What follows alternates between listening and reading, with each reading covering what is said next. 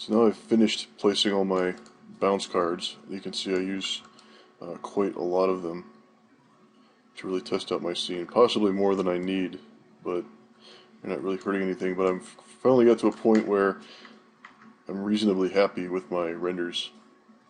And so I've gone through and I've tweaked the shaders just a little bit. Once again, they're all pretty much based on those presets that we used for the MIA shader. And I've just fine-tuned them just slightly in a couple different areas. First thing I want to take a look at is the headlight area. When I originally rendered this out, it came out kind of dark, but I have since then changed the value to make it brighter, or to even turn it on. And I haven't actually added a light in there. There's no extra lighting objects or anything. It's all this purely shader driven. So this is probably the one that I'll end up going with, where it's kind of dark. But I just want to show real quick. Bring up my shader light. And what's kind of going on here is I've got this outer lens, and then I also have an inner lens over that round headlight. And so this is my shader. And the way I've got it set up right now is the translucency is what really adds the color to it. And I've kind of just got this bland, like kind of semi-orange kind of tint to it. Like I'm trying to emulate that, this off-white, slightly yellowish color. And so definitely use translucency on your glass color, especially on like turn signals and brake lights. Like you really want to put a good solid color in your translucency channel. And as far as color, this is really what's driving the lightness of that headlight. When it came out dark, that was because it was reflecting the same amount of light that it was bringing in to an effect. And I want you to notice something important right here. When I'm selecting my color value, like right now I've got it at 1.4, and that's why I'm getting like a little bit of light in there. But by default, the slider bar, notice it caps out at 1. So Maya doesn't want me to bring it past 1, and it kind of puts that limit on there.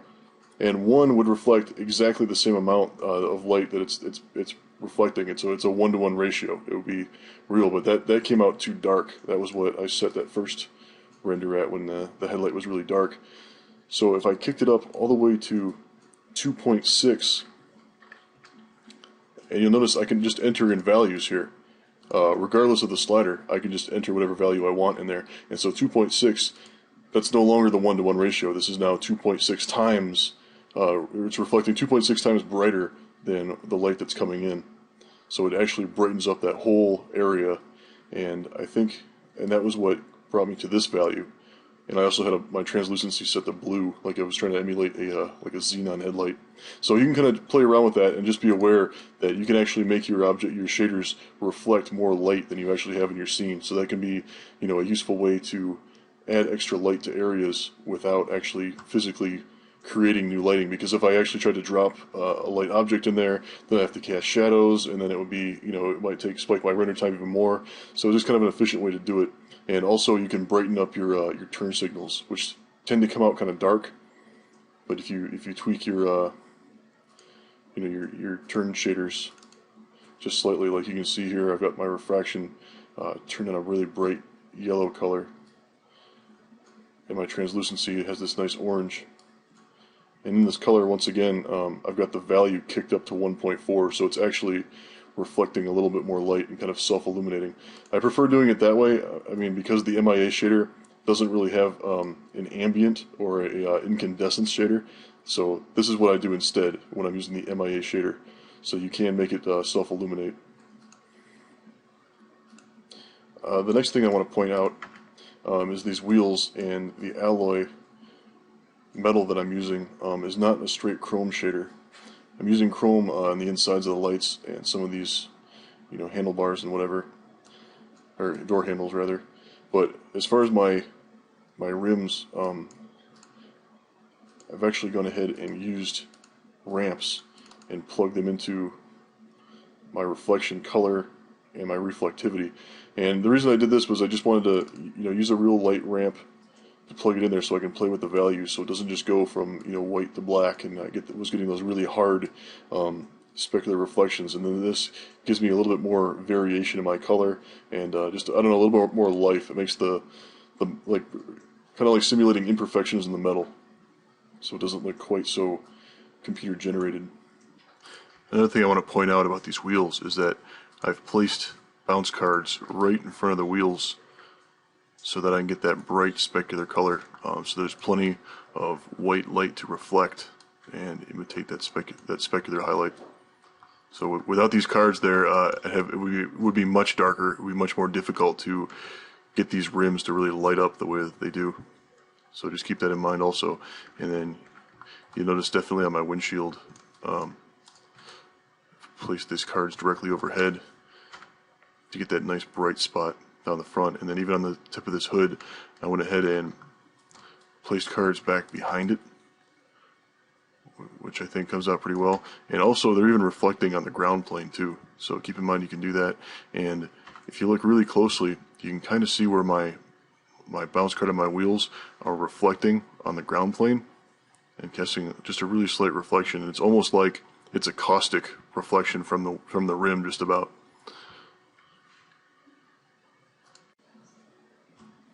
But overall, I'm pretty happy. Like I said before, being really picky with my specular highlights, I'm kind of okay with this now that I've got all of these along the side body, these areas of detail. I really wanted a solid specular color coming straight down on these side parts to reflect the entire thing, so there's no breaks in it.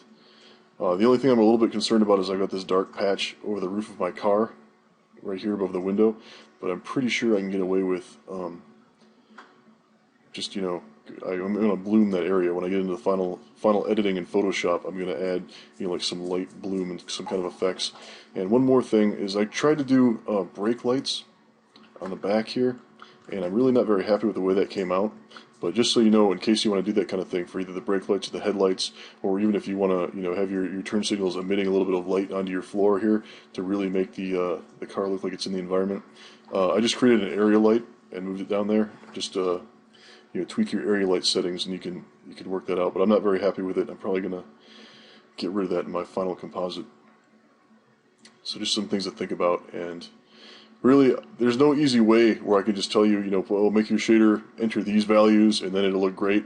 It's so dependent on your scene and your camera and your lighting, and there's really not an easy way that I can just, tell you a great way to make whatever shader look perfect every time. Like, it's just not going to happen. It's different in every scene, in every camera, and every subject. So hopefully those presets will get you about 80% of the way, and then from there, just guess and check and test your renders and try to get to a point where you're happy with it.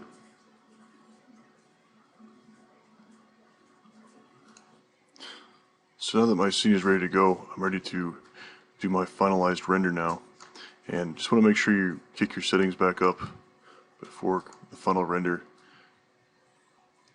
And make sure you're set back to the preset at HD.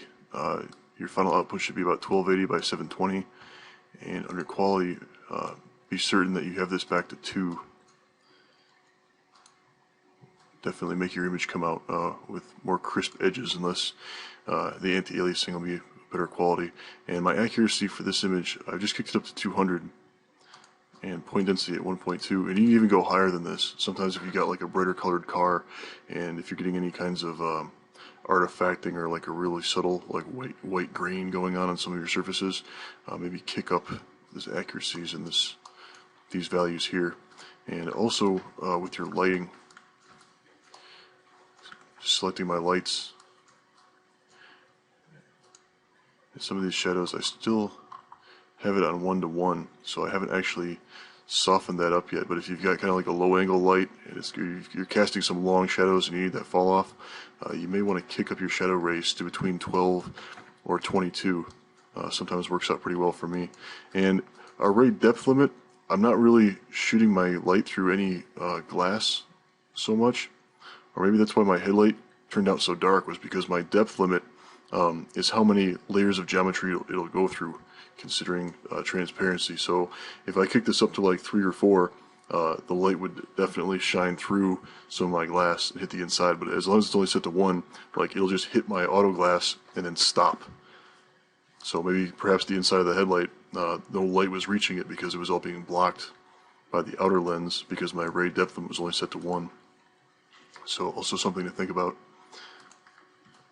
And I think for my main lighting, under my mental ray nodes, I still have these set to 64 and 16, and I got pretty good results, but it's all up to you. Just maybe you want to raise these amounts or these values. I wouldn't go too crazy with them. I'm still getting a render time of roughly 10 minutes or so. I'm not sure how well, what kind of machine. It also all dependent on what kind of machine that you guys are using. And the one that I've got is a pretty powerful one, but all my render times are pretty much staying below 15 minutes. But I've gotten ones that go as high as an hour sometimes if I really crank up my settings to do like a true HD, 2000, like if it's for some kind of poster or whatnot. But for our purposes and the requirements for this class, that's why I've kept our final output quality, down to the 720 by 1280. So hopefully your render times won't be too ridiculous.